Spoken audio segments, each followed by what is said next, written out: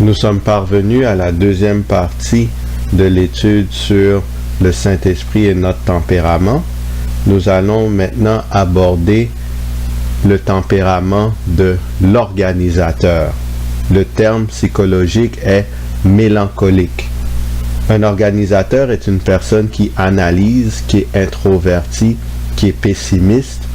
En même temps, elle va prendre des décisions fermes, elle est axée sur le travail et elle est orientée vers un but.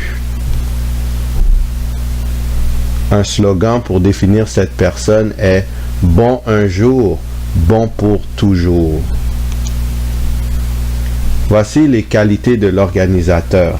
C'est une personne dévouée, elle va se sacrifier, elle va maintenir les traditions et les routines, elle est sensible, elle analyse le temps et l'argent, c'est un ami fidèle, il travaille très bien tout seul, il planifie, il est organisé, il aime la tranquillité, il est très précis et détaillé, c'est une personne juste, elle aime la beauté, c'est une personne qui est très prévisible et pratique et il va connaître très bien les faits et les noms.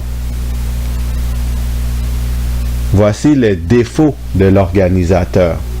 C'est une personne très dure à plaire, très critique. C'est une personne très plate. Elle n'aime pas du tout le changement.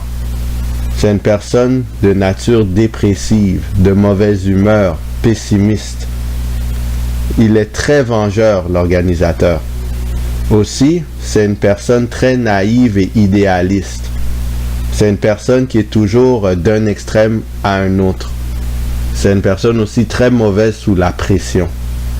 Elle a en ce sens besoin de temps pour accomplir des tâches. C'est une personne égocentrique, très centrée sur elle-même.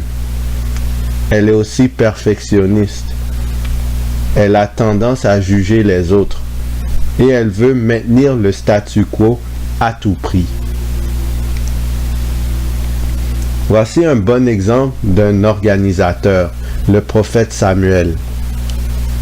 1 Samuel 7, versets 15 à 17. Samuel fut juge en Israël pendant toute sa vie.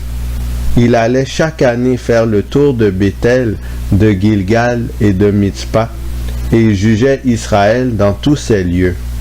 Puis il revenait à Rama, où était sa maison, et là il jugeait Israël, et il y bâtit un autel à l'Éternel. Voici les qualités manifestées par Samuel. On voit qu'il est dévoué, parce qu'il est juge en Israël pendant toute sa vie. Chaque année, il fait le tour de Béthel. Donc en ce sens, il maintient aussi les traditions et les routines. On voit qu'il est capable de travailler bien tout seul. Il est très organisé, très structuré et il planifie ses mouvements.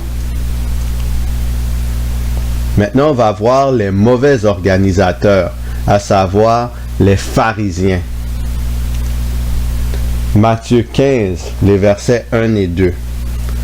Alors des pharisiens et des scribes vinrent de Jérusalem auprès de Jésus et dirent: Pourquoi tes disciples transgressent-ils la tradition des anciens, car ils ne se lavent pas les mains quand ils prennent leur repas? Jean 5, verset 18.